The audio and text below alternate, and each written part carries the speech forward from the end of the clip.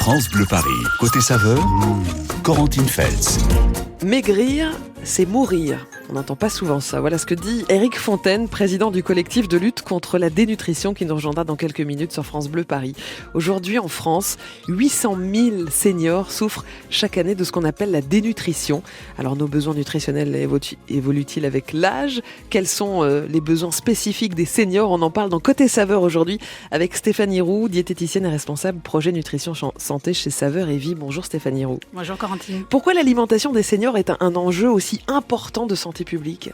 C'est un enjeu de santé publique puisque la population va vieillir et on sait que d'ici 2040, il y aura 25% de personnes âgées qui auront plus de 65 ans. Donc il faut s'occuper aussi du bien-être, du bien-vivre et de la qualité de vie. Et tout ça, ça passe bien évidemment par l'alimentation et une bonne alimentation. Et tout ça permet le maintien à domicile quand on n'a pas de soucis d'alimentation. Alors comment évoluent nos besoins alimentaires avec l'âge ? Est-ce que quand on vieillit, on a besoin de moins de choses différentes en tout cas, Stéphanie ?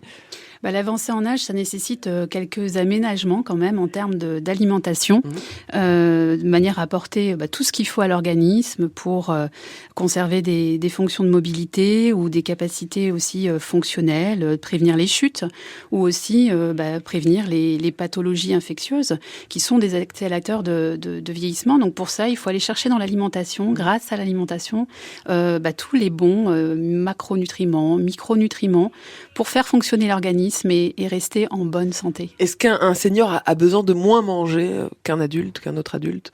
Alors ça, c'est une idée reçue, justement. C'est souvent ce qu'on peut entendre aussi au quotidien quand on voit les personnes âgées. C'est qu'on considère, quand on est âgé, quand on avance dans l'âge, qu'on se déplace moins, on se mobilise moins, donc on a moins besoin de manger. Et c'est pas vrai, puisqu'en fait, à on va dire, activité physique égale, la personne âgée aura besoin de plus, puisque le métabolisme est au ralenti un petit peu. Donc on a besoin d'aller chercher plus dans l'alimentation pour justement compenser toutes ces pertes et ce dysfonctionnement. Pourtant, on dit souvent que l'appétit diminue avec l'âge, que les personnes âgées ont moins faim. Est-ce que c'est vrai ? C'est vrai qu'on peut entendre ça chez les personnes âgées, qu'on a moins envie de manger, parce que forcément, il y a comme effectivement le côté aussi social. On a moins envie, on se déplace moins bien, on arrive moins bien à aller faire ses courses. Donc tout ça, c'est un enjeu aussi qui rentre en ligne de compte et physiologiquement aussi, l'organisme change et c'est vrai qu'on perd un peu l'appétit. Oui, la digestion est plus lente, on a une sensation de satiété qui perdure. Exactement. Les maladies, les médicaments coupent parfois l'appétit. C'est vrai, c'est que plus on avance dans l'âge, plus on a de médicaments et c'est vrai que ces médicaments, on va les boire avec de l'eau, donc ça va couper un peu l'appétit et puis il y a des médicaments qui ont cette fonction aussi de couper l'appétit, donc c'est vrai que c'est plein de facteurs qui font qu'on va diminuer son appétit. Sans parler des problèmes bucco-dentaires qui touchent beaucoup de seniors, ça Caroline. Exactement, ouais, tout à fait. C'est vraiment des problèmes qu'on peut constater puisque souvent il y a des problèmes au niveau des appareillages qui sont peut-être moins adaptés. Ça fait longtemps qu'on n'a pas traité le sujet. Et puis ça fait des douleurs aussi quand on mange. Un repas, ce n'est pas que se nourrir. Quel est l'enjeu d'un repas ? Un repas, on le sait, on aime se mettre à table. Et quand on se met à table, c'est avec les gens qu'on aime en général. C'est un moment de partage. Donc c'est vrai que c'est pas que s'alimenter. Ça ne doit pas rester juste le fait de s'alimenter. C'est quelque chose qui doit être dans cette notion de plaisir aussi. Ouais, la nutrition, mais aussi le plaisir, le lien social. Un repas est important et les personnes âgées perdent parfois cette notion-là, ce plaisir aussi. Ils mangent un peu moins et on arrive à des situations parfois catastrophiques de dénutrition. Alors on va continuer à parler de l'alimentation des seniors dans un instant. Sur France Bleu Paris, on parlera aussi évidemment des solutions. N'hésitez pas à venir nous rejoindre au 01 42 30 10 10. On parle de l'alimentation des seniors aujourd'hui dans Côté Saveur parce que c'est important et parce qu'en France, il y a 800 000 seniors qui souffrent chaque année de ce qu'on appelle la dénutrition. Et on en meurt de la dénutrition. Stéphanie Roux est avec nous, elle est diététicienne, responsable projet nutrition santé chez Saveur et Vie. Alors un repas, on l'a dit, ce n'est pas que se nourrir, c'est évidemment de la nutrition, mais c'est aussi du plaisir, c'est un lien social, Stéphanie. Pourquoi le plaisir gustatif est primordial, en particulier peut-être d'ailleurs pour les seniors ? Puisque à ce niveau-là, c'est pareil, l'organisme va vieillir, donc on a moins cette sensation du goût en bouche. Donc il faut aller chercher les saveurs au travers des repas, et c'est vrai que l'adapter à ce niveau-là aussi pour donner plus de relief à ces plats, d'avoir ce petit geste de rajouter des épices, des aromates, ça peut donner du plaisir, et c'est important puisque on va peut-être mieux manger. Parce que le goût et l'odorat, effectivement, s'altèrent avec le temps, bien souvent.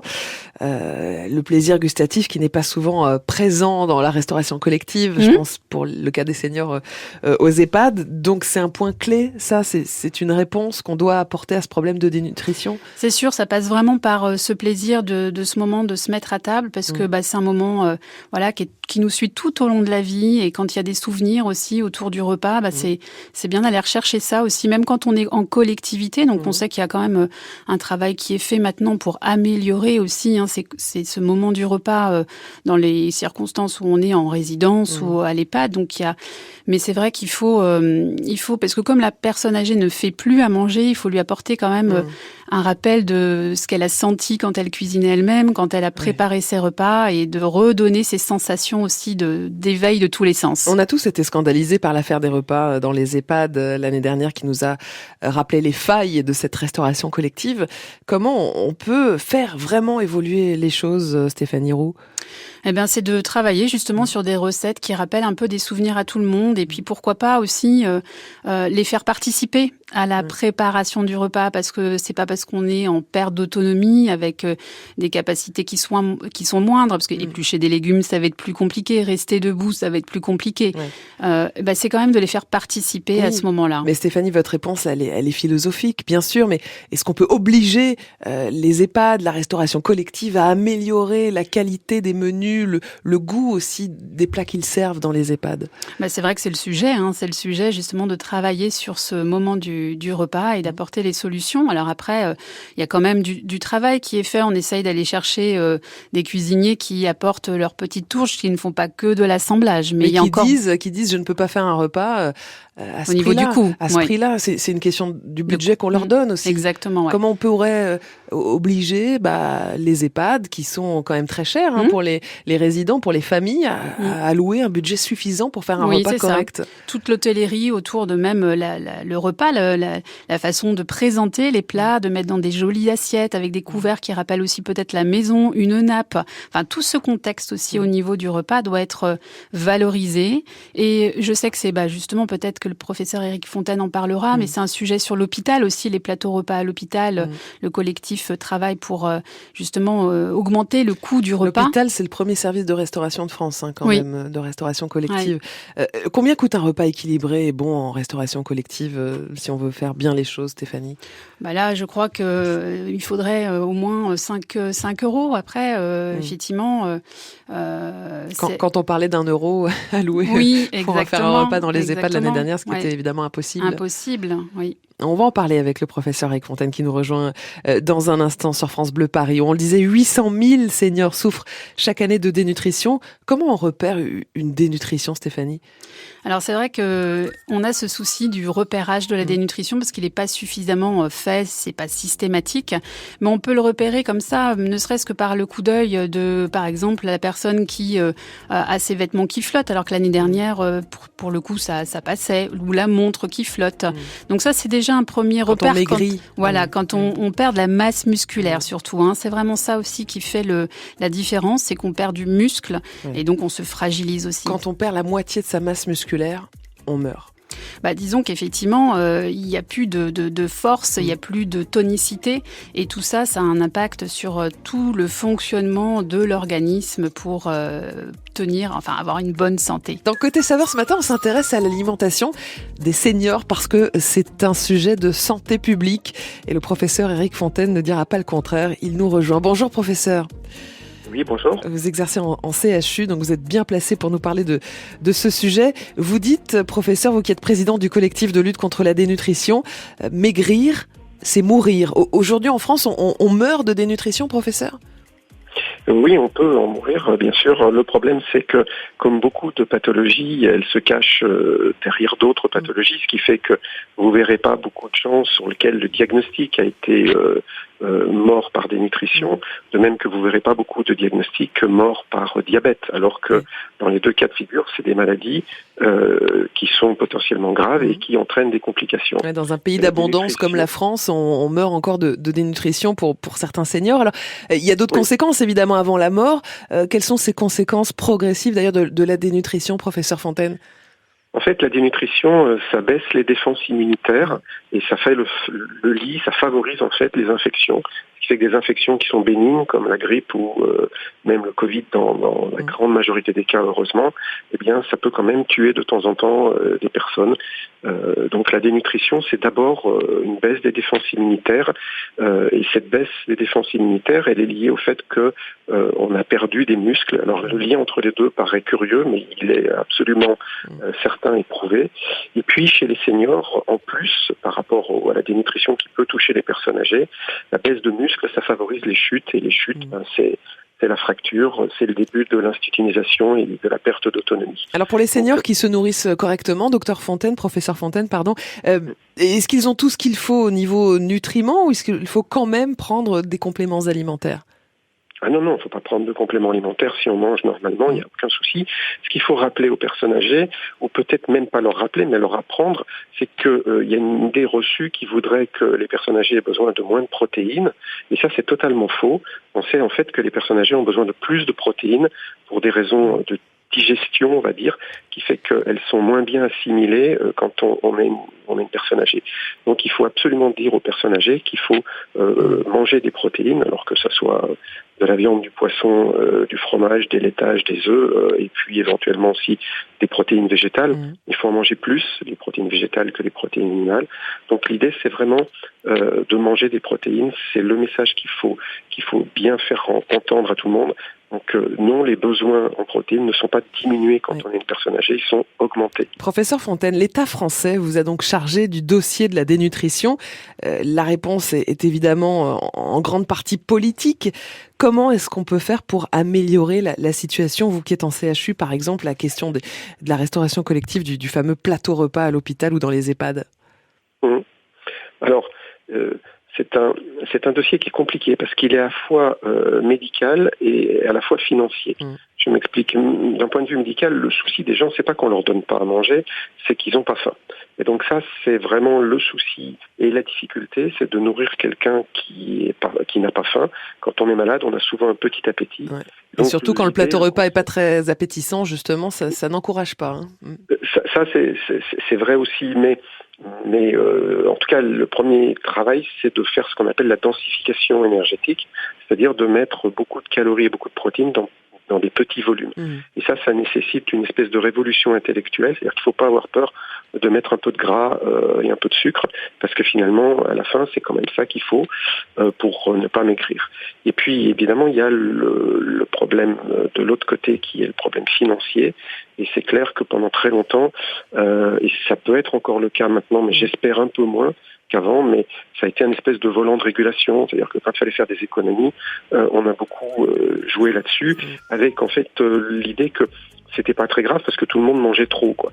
Donc il faut vraiment sortir de l'esprit que, bien sûr, les gens en bonne santé, principalement les jeunes adultes, il faut qu'ils fassent attention à pas grossir, mais dès qu'on est un petit peu plus âgé, dès qu'on est malade, à ne pas maigrir. Attention à ne pas maigrir. Voilà. Car maigrir, c'est mourir. Voilà ce que vous dites, professeur Éric Fontaine. Vous êtes président du collectif de lutte contre la dénutrition. Car aujourd'hui, en France, on meurt encore de dénutrition, ce qui est effectivement assez choquant dans ce pays où, normalement, on a une certaine abondance. Merci beaucoup. Merci, professeur Éric Fontaine, d'avoir été avec nous. France Bleu Paris. Côté saveur, Corentine Feltz. Et on parle de l'alimentation des seniors ce matin avec Stéphanie Roux, qui est diététicienne et responsable projet nutrition santé chez Saveur et Vie. Votre engagement, Stéphanie, au quotidien est pour le maintien à domicile des personnes âgées. Pourquoi c'est important ? Exactement, parce qu'on souhaite tous vieillir à la maison et rester chez soi. C'est quand même le souhait de plus de 90% des personnes âgées. Donc ça passe par une bonne alimentation pour continuer à garder cette qualité de vie. On vit plus longtemps chez soi, on vit mieux apparemment, et puis ça coûte beaucoup moins cher à la collectivité. C'est important aussi de le prendre en compte. C'est ça, exactement. Quelles sont les difficultés pour les personnes âgées qui commencent un petit peu à perdre de l'autonomie côté repas à la maison ? C'est vrai qu'on va le voir déjà aussi dans la motricité. C'est vrai qu'on peut moins facilement éplucher ses légumes, rester debout et puis attraper les aliments dans les placards. On a moins de force dans les mains. Donc tout ça, ça vient aussi handicaper aussi un petit peu le moment de la préparation du repas. Il y a des services de livraison de repas à domicile, justement, pour pallier ces petits soucis. Et est-ce qu'il existe des aides financières pour ceux qui auraient besoin d'avoir des repas livrés à domicile, Stéphanie Roux? Oui, tout à fait. Alors, il y a déjà des aides concernant le service à la personne, puisque la livraison de repas fait partie de ces services. Donc, on peut défiscaliser la partie service de la livraison de repas. Donc, déjà, c'est un avantage parce que, il va y avoir une réduction sur le coût total de ce service. Et puis ensuite, il y a certaines mutuelles aussi qui peuvent prendre en charge, notamment lors de sorties d'hospitalisation, à des moments un peu clés comme ça du retour à domicile. C'est important parce que le pouvoir d'achat des seniors est parfois très très bas. Les pensions de retraite en France, je le disais, sont en moyenne de 2 500 € et encore bien moins pour les femmes. Comment faire pour bien manger quand on a peu de moyens ? Alors, il faut se tourner vers des aliments qui vont être assez, nourrissants pour la personne âgée. Donc, on faisait le focus tout à l'heure avec le professeur Éric Fontaine sur les protéines. Et c'est vrai que c'est un vrai enjeu d'aller chercher... Car la protéine est chère, bien souvent. La viande, c'est cher, le poisson, c'est cher. La viande, exactement. La viande, le poisson. Alors, les œufs, c'est une alternative intéressante puisque c'est très riche en protéines et c'est une des meilleures, protéines puisqu'il y a tous les acides aminés dans les œufs et c'est pas forcément très cher, les œufs. Et on peut faire plein de recettes avec les œufs. Et l'idée après, c'est de manger de la viande, d'accord, mais de la viande de bonne qualité aussi. Donc autant en acheter peut-être moins, mais de bonne qualité. Et si on a vraiment des difficultés financières, on peut se tourner aussi le poisson. Il y a le poisson aussi qu'on peut trouver en conserve. C'est peut-être moins cher et ça peut aussi apporter des protéines. Donc il y a tout ce qui est le thon en conserve, les maquereaux, etc. Et donc c'est très riche en protéines.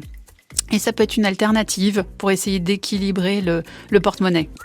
Ce matin, dans Côté Saveur, on parle de l'alimentation des seniors. On sort tout juste de la semaine bleue, semaine pour prendre soin de nos seniors. Et on se posera aussi la question cet après-midi dans C'est la vie, de la place pour la vieillesse dans notre société. C'est pour ça qu'on avait envie de lui faire une belle place ce matin dans Côté Saveur, parce que c'est un enjeu de santé publique aussi, l'alimentation des seniors. On en parle depuis tout à l'heure avec Stéphanie Roux, qui est diététicienne et responsable projet nutrition santé chez Saveur et Vie.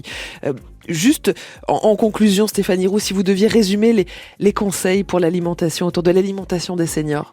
Alors déjà, continuer à surveiller son poids, parce qu'on l'a bien dit, dès qu'il y a une baisse de poids, exactement. Il faut surveiller, faire attention. Perdre du poids à partir d'un certain âge, ce n'est pas normal, donc il faut alerter son médecin si on constate ça. Et puis continuer à avoir une alimentation variée, équilibrée, qui apporte du plaisir, des saveurs, et puis qui soit riche en protéines. Je pense qu'on l'a bien expliqué ce matin. Variée pour justement avoir de tout et que l'organisme aille chercher donc ses fruits et légumes aussi qui vont être importants pour toutes les vitamines que ça peut apporter. Petit focus sur la vitamine D aussi qui est importante pour les personnes âgées. Et surtout à l'entrée dans les jours qui vont devenir même si là aujourd'hui c'est bien ensoleillé, ouais. Mais c'est vrai que le manque de soleil de l'hiver va nous mettre un petit peu en carence sur la vitamine D. Donc ça, l'alimentation, c'est vrai qu'on peut la trouver dans l'alimentation, mais une supplémentation, et ça c'est à voir avec le médecin traitant pour avoir justement cette supplémentation en vitamine D. C'est vrai que à partir de 70 ans, notre corps ne sait plus synthétiser la vitamine D. Moins facilement, en tout cas. Et puis même à tout âge presque. Il faudrait faire attention à cette vitamine D qui est importante pour la santé osseuse. Donc forcément, pour les personnes âgées, ça l'est d'autant plus. Donc par contre, être dehors, sortir, ça fait aussi synthétiser la vitamine D par la lumière, justement. Et ça nous amène aussi à dire ce dernier conseil qui est l'activité physique, puisqu'il faut continuer à se mobiliser quand on est une personne âgée. Et c'est pas forcément aller à la salle de sport. Ça peut être très simple, le jardinage, sortir dehors, aller marcher, ne serait-ce qu'un tout petit peu, en fonction de ses capacités. Et ça, c'est important aussi pour continuer à être en bonne santé et renforcer son muscle, puisqu'on l'a souligné, le muscle s'affaiblit, on va le renforcer grâce aux protéines, mais par contre, l'activité physique aussi va combiner et faire en sorte que on devient plus solide aussi grâce à ce renfort musculaire. Alors ça tombe bien parce que dans un instant, notre gourmand maison David Kolski nous rejoint. Il a un bon plan pour les seniors en Ile-de-France avec une idée de sortie qui allie art, gourmandise et santé dans notre capitale. Il nous donnera ça dans un instant. Mais juste avant de vous libérer, Stéphanie Roux, comme à tous les invités de Côté Saveur, je demande le partage de bonnes adresses, vous qui êtes francilienne. Quelle est l'adresse que vous avez envie de partager avec les auditeurs de France Bleu Paris, Stéphanie? Là, j'ai envie de vous emmener plutôt du côté du canal de l'Ourcq, en face vers Pantin. Donc, je vous fais sortir un petit peu, mais aller vers Pantin, une adresse qui est assez originale, parce que quand on parle de gastronomie, on voit toujours peut-être une addition qui est assez élevée. Et là, c'est des chefs solidaires qui cuisinent autour de bons produits, des saveurs qui sont mises en avant et qui s'appelle donc le Mingwei. Et c'est dans un endroit qui est aussi intéressant à regarder, c'est le centre de danse nationale à Pantin. Et donc, c'est un lieu déjà atypique, un restaurant atypique. Donc, ça fait une petite sortie intéressante. Et voilà, et je pense qu'avec mon grand-père, on aimait aller dans ce restaurant. Pour clôturer sur l'alimentation des seniors, un clin d'œil à votre grand-père. Merci beaucoup, en tout cas, d'avoir été avec nous, Stéphanie Roux. Merci pour tous vos conseils.